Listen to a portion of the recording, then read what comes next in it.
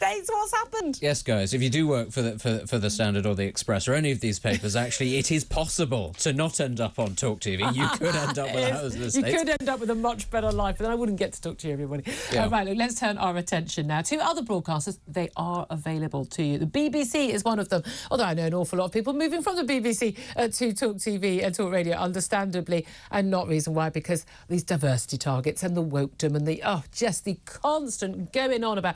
I mean, Pride Month, give me a break. Pride Decade is what it's been, constantly going on about every possible area of diversity and inclusion. Well, now it seems they've got a new diversity target. Tim Davie, the Director General of the BBC, speaking to House of Commons MPs, has announced that actually they are going to have a new diversity target, and this is extraordinary. 25% of new recruits are going to have to come from lower social economic classes. They want the working class to work for them now. Rebecca Ryan, political commentator and campaign director at Defund, the BBC, joins us. Good morning to you, Rebecca. Good morning, Julia. Thank you very much for joining us. Now, this has been one of the things that actually the BBC has been lacking, isn't it? It's incredibly, middle-class, liberal, lefty. Everyone reads The Guardian and has their soy latte on their desk. You know what they're like. I've been in there enough times. I know enough people who work there. I know that, the one thing they've got, people may have diverse sexuality, be one of 87,000 different genders. They may have very many different skin colours and backgrounds. The one thing they all share, though, is the same opinions, largely because they are all university-educated, middle-class types. Would having people from more ordinary working-class backgrounds make a difference?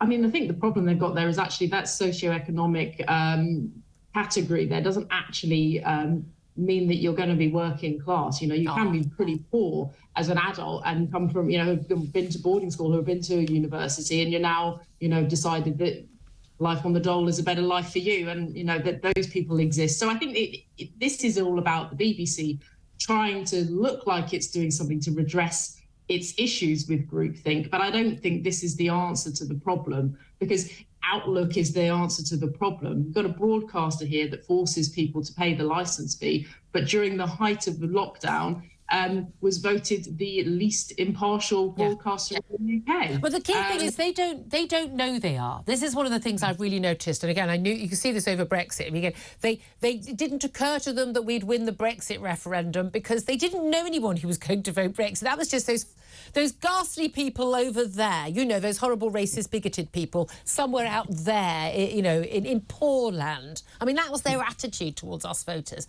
And it is extraordinary. They do have it. I used to go on BBC and talk about things like people being concerned about immigration, they would look at me with absolute horror. When I talk about, views on things like grammar schools, whatever, they thought that my views were just, again, they use this term far right. That's a far right view now, thinking grammar schools would be nice for working class kids to have a chance of a decent academic education. And they just move in circles which are monolithic in terms of their views, aren't they? Absolutely, exactly. And this category that they are trying to now draw from isn't going to redress that. And I don't think that anything's really going to redress that for the BBC, because once you have a groupthink established in a huge organisation like that, it's very difficult to turn the boat around, And I think, what is class these days anyway? And you come to this sort of, what makes somebody working class? If you eat avocados, you're not working class, but you could be of that lower socio-economic category. So, it's about an outlook, and it's about that kind of thing, rather than how much is in your bank balance. So, the BBC just, as you say, simply don't get this. And that's what, particularly with the Brexit vote, that was really, really apparent. The way they portrayed Brexit voters was it just became so clear, didn't it, that the BBC was completely out of touch with people outside of these sort of metropolitan. And they can be, any organisation can be as out of touch as they want, and when it comes to things like, the sort of the trans and pride agenda being thrust down people's throats every single day of every week of every year these days, not just in Pride Month. These things, any individual private or private company is entitled. You want to hire Dylan Mulvaney to sell your beer or your sports bras, you want to do anything, you're entitled to do that. And we are entitled to say, no, thanks very much, I won't buy your products. And people are doing that in their millions, I'm really pleased to say, get your politics out of our shopping basket. That's what people want to say. But we're not entitled to do that at the BBC, because whether you want to watch us on TalkTV or any other channel, you are forced, if you own a TV, to buy a BBC licence fee. It's a tax we are forced to pay. So we do have a right to demand that they are impartial. Oh, absolutely. Although I have to correct you, though, you don't have to have a licence just for owning a TV anymore. Watching live TV. Live broadcast TV. So which is what most people do, isn't it? Fortunately for your viewers, if you're watching Talk TV, you can do that on YouTube on catch-up. And, people can do that without paying for the BBC. We're going to put Rebecca in our advert. She's great. Can I just say, Terry in Ramsbottom has just got in touch. He's just texted to say, can I say, this is never going to catch on, Rebecca. This is mad. Terry, seriously, go and have a nice long lie down. He says, just hire on ability. When did they last do that? I love that reaction. That was the whole nation right now is going, hire on ability? Don't be silly. No one does that anymore. Can I also ask you, this is interesting. Sadiq Khan, London Mayor, bête noire for many of us, he has banned his staff from using the words ladies and gentlemen and male and female as part of an inclusivity drive, branded woke nonsense, understandably, by MPs. Also not allowed to use the phrase asylum seekers, saying people seeking asylum, not saying illegal migrants and the like.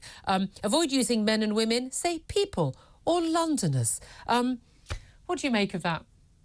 It's absolutely ridiculous, isn't it? This is at the end of the day, we're being blocked from speaking in a language that we all understand, and trying to remove these words so that we can't actually function in communicating with each other. It's just, people are just sick and tired of this kind of thing, and particularly women who may have issues that they want to speak to each other about. I don't know whether it's being a mother or whether it's breastfeeding, all of these kinds of things. It can be pretty tricky issues. We need to be able to speak to each other. Yeah. And not just be people or chest feeders or people who have periods and all of that kind of thing. Or as Johns Hopkins University in America described women in one of their definitions, their glossaries, as women as non-men. That's all we are now. We're just non-men. Rebecca Ryan from Defund the BBC, thank you so much. I know that Benedict Spence is desperate to get in. You've been sitting there, sort of shaking. I've been listening to the non-men talking, and I'm not happy. Listen, if we're going to hire on ability, you definitely get hired, but you are you white, say that. Male, straight. You haven't got a chance, mate. That's it. Job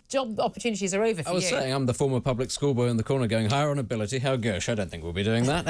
How will the civil service function if we do it that? This stuff like, the male and female, and hire people from working. The idea that if I got hired as, I don't know what the diversity quota was for me, stroppy middle-aged women, I do really well on that. I don't know if there is a quota. It's the majority of the population these days, I think, given that there are now that many men crossing over, and they all seem to be very angry.